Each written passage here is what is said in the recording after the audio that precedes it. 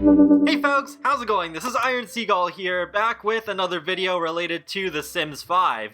So, you probably still remember that SimGuru Grant has stopped working on The Sims 4 and is working on some mysterious stuff within Maxis, which a lot of people, including myself, think is The Sims 5. And I've been thinking how I'd want to see open worlds come back, because I definitely would like to see some degree of it, even if it were just open districts, so that you don't have to hit a loading screen just to go to the neighbor's house, but you'd still have to go to a loading screen if you wanted to go to a different district.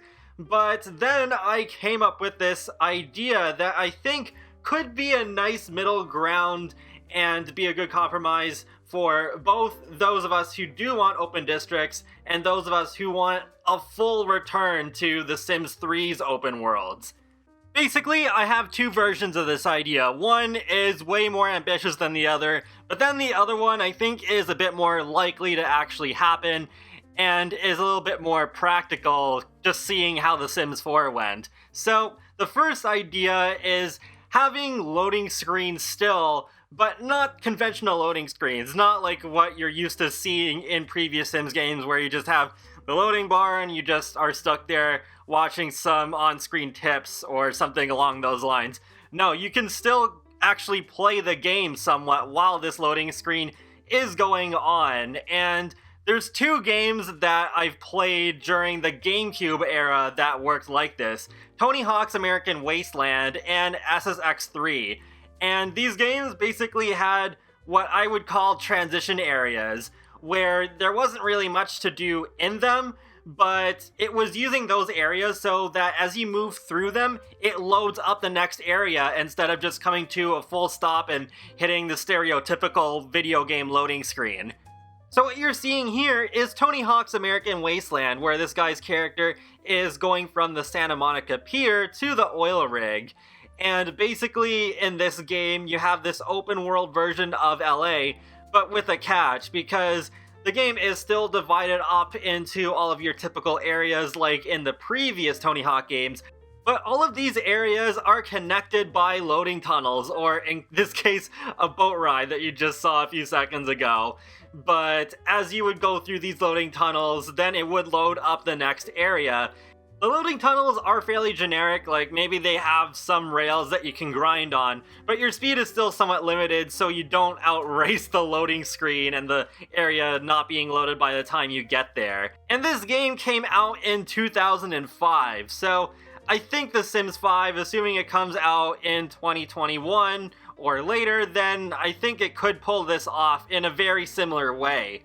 You might need to make the loading tunnels a little bit longer, since it does need to load more detailed actions for all the Sims walking around and stuff like that, but it is my hope that they could still pull this off. But maybe they could get a little bit more creative in certain circumstances. Like, for example, in Tony Hawk's American Wasteland, another way of getting around besides just going through those loading tunnels is that you can board these buses and you can still select a different area through a menu, and then you just select it, and then while you're waiting, you can just walk around in the bus a little bit.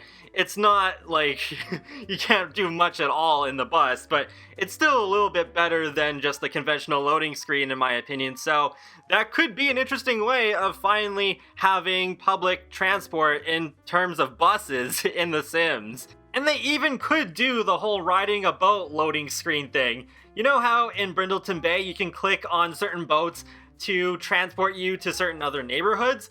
Well, this time you could actually see your sim walk onto the boats, and you would just have the loading screen be as long as it needs to be to load, where the boat would still be on the water as the next area is loading up, and then once that area is loaded, then the boat would go right up to the dock of the new area, and your sim would walk off the boat. And instead of the conventional loading screen that you're seeing right now, your Sims would be able to do a limited amount of activities on the boat. You could just have them walk around the boat, sit on a chair, or go to the bathroom. So you could even have your Sims relieve their bladder while you're transitioning to the next area of the world. So yeah, depending on how you execute it, you could really take advantage of this. So a big change they need to do for worlds in The Sims 5, if they were to do this idea, is that every individual district needs to have at least one district that's right next to it, but preferably more than one, especially in worlds like San Myshuno, where often you can see neighboring districts, even though they're backdrops. But this time, if you can see it, you can travel to it, without having to hit the M key or using your Sim's phone. Those options would still be there if you want to use them, and to save a bit more on performance, you'd still need to do that if you want to travel to an entirely different world from the one that your Sim is currently in.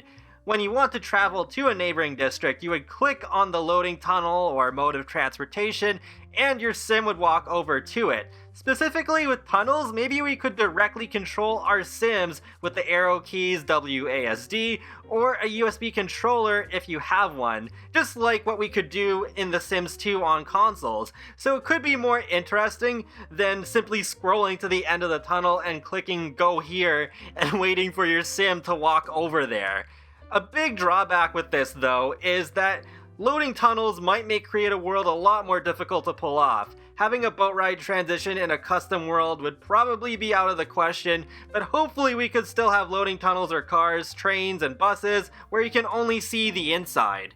I can't believe I didn't think about this earlier, but it would be an interesting way of using cars in The Sims 5, especially if our Sims were able to own them again. So overall, while the worlds would not be as open as they were in The Sims 3 this way, I still think it would be a whole lot better than what we have right now in The Sims 4, while still being performance conscious, because I know especially with The Sims 4, the sim gurus are always talking about how they can't make the worlds too big, or doing this or that, because they really want to save on performance. Well, with this sort of loading tunnel method, they can still do that. They can appeal to people who have lower end computers, while still also appealing to people who want something more ambitious than what we got with The Sims 4. But I did mention earlier that I had two ideas. So what's the second one? Well, it's basically a much more simplified version of the first idea. So you would not have loading tunnels, or cool boat rides, or train rides, or driving in a car. It would still have the rule of having at least one neighboring district, and each district would still be open, so you can visit your neighbors without hitting a loading screen. But yeah, you just wouldn't have the loading tunnel, so you still would have a loading screen when you go to another district.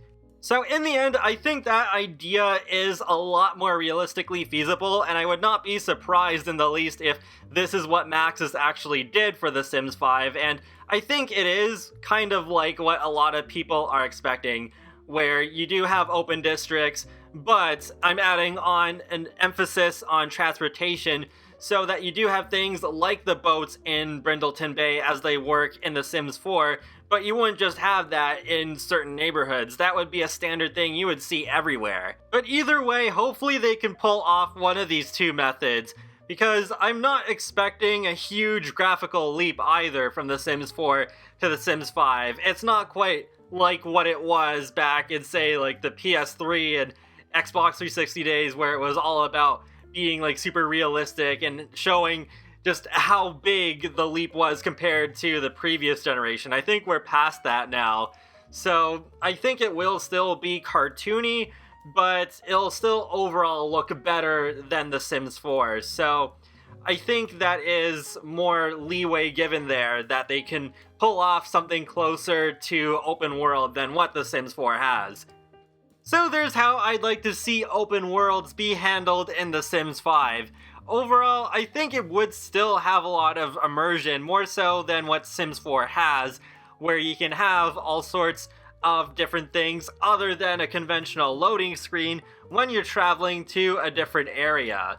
So hopefully that can be pulled off. I don't know how far they are into development in The Sims 5 right now, but I'm pretty sure they have at least started something. So I really hope that they have listened to the outcry against The Sims 4, especially in terms of all of the loading screens. And feel free to let me know what you think of this idea in the comments section below, and be sure to subscribe if you want to keep up with my latest content from The Sims, Sonic the Hedgehog, and more. So I will talk to you all later, and have a great day. Thanks for watching! And now let's Geronimo into an open world.